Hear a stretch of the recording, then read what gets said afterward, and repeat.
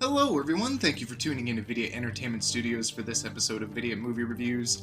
I'm the nerd Lust Daddy, and today we continue our series reviewing every North American live-action video game film adaptation theatrical release.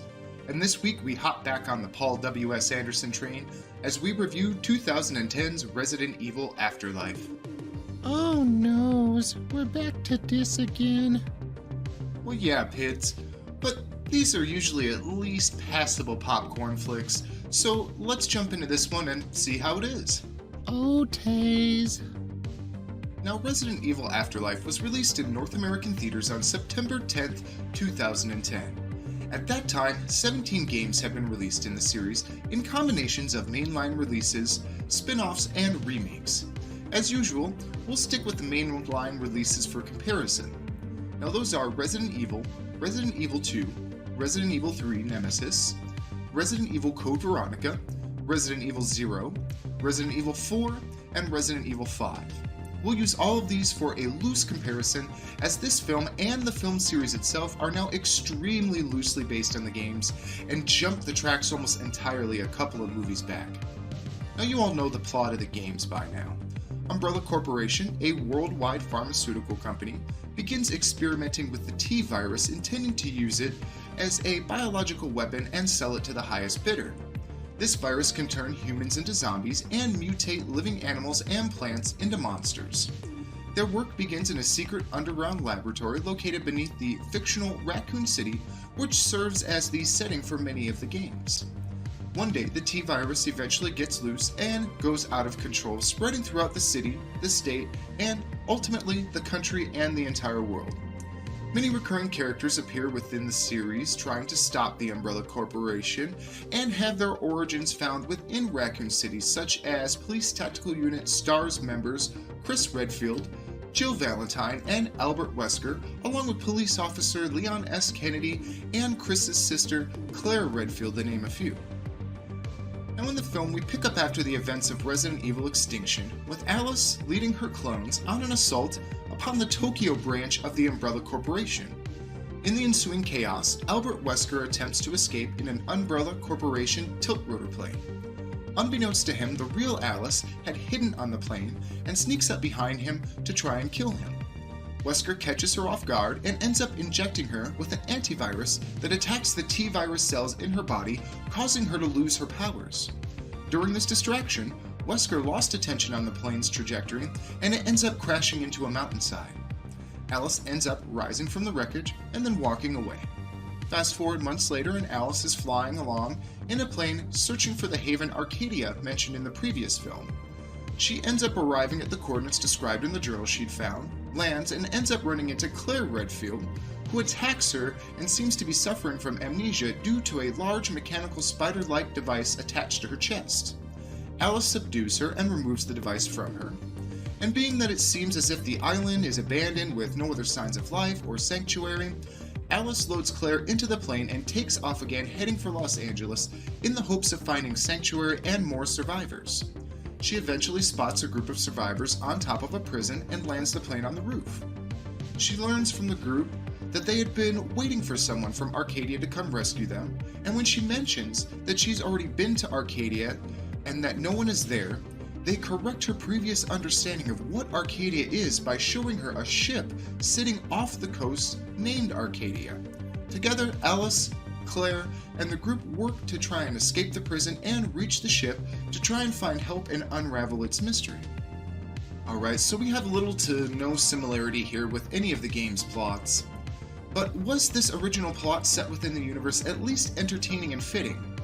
Well, not really. Many of the earlier previous films were much more entertaining in regards to the plot, as well as at least being somewhat faithful to the source material.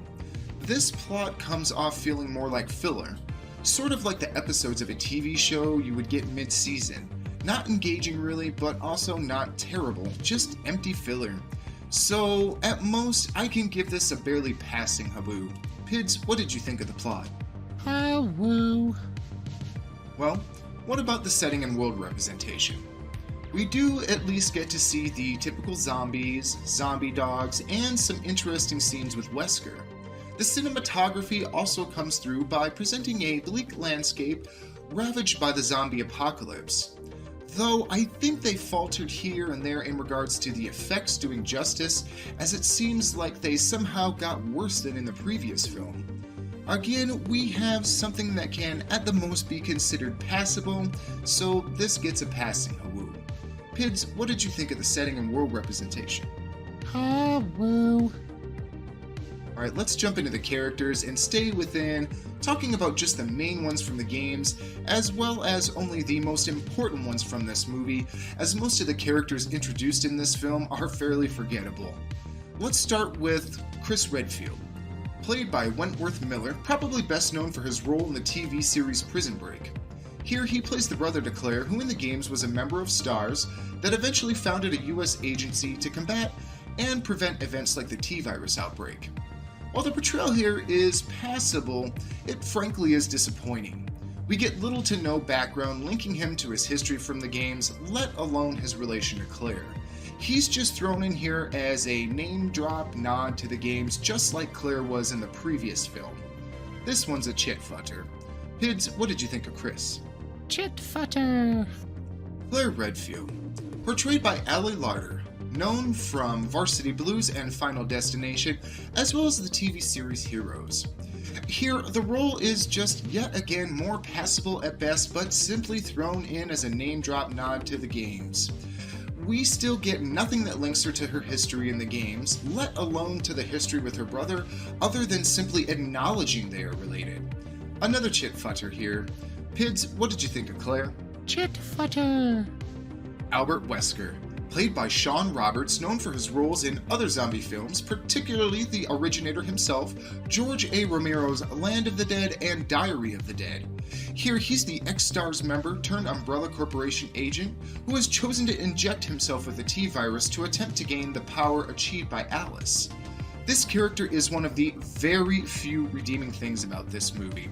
The performance is gloriously cheesy in that delicious, sadistic, and cocky B-movie way that you typically see the antagonist portrayed as within this genre. He gets a hawoo from me. Pidds, what did you think of Wesker? Hawoo. Alice, portrayed by Mila Jovovich, known for her roles in The Fifth Element and, of course, every single damn Paul W.S. Anderson Resident Evil film. What more can I say about her that hasn't been said before about this role? Here, though, I feel like the performance may have floundered a bit. She just feels like she's now phoning it in rather than bringing her B-movie A game. It's a passable performance that deserves only a passing hawoo. Pidds, what did you think of Alice? Hawoo. Alright, let's get into our final verdicts on this one. The plot was certainly unimpressive and felt like a filler movie. The setting and world representation were passing at best, and the characters were all mostly forgettable or disappointing in their representation. Let's turn to the Pidds to see what he thinks. Pidds, what did you think of Resident Evil Afterlife? Chit, futter. Yeah, Pidds, this movie is a chit futter. This movie feels like entirely unnecessary filler. Not only does it have the previous issues mentioned, but it also seems to forget its own rules and plot points. A huge example is that at the beginning of the film, Wesker takes Alice's powers away from her. Yet somehow throughout the film, she's still able to pull off amazing feats of strength, acrobatics, and dexterity that she shouldn't be able to do anymore. It's ridiculous. At most, I can give this one a 4Z out of 10Z. Even if it didn't break its own plot points and rules, it would probably have only reached a 5Z at best. It's just not that interesting at all. If you're bored and you've already invested yourself in this series, then maybe it's worth a watch. Otherwise, I can't recommend this to fans of the games or fans of B zombie horror or B action movies in general. It's best that you just pass on this one and really shouldn't waste your time. The Pidds and I want to thank you all for once again tuning into Vidiot Entertainment Studios for this episode of Vidiot Movie Reviews. If you enjoyed our video, please be sure to comment, like, subscribe, and share to show your support. And don't forget to also check us out and subscribe on Twitch, as well as follow us on Twitter. Until next time, I'm the Nerd Lust Daddy, as always reminding you all to not be chit futters to each other. Body autonomy for all, reproductive rights for women, and peace, love, and happiness to all. Get us out of here, Pidds. Thank yous again for watching, everyone. See you next week.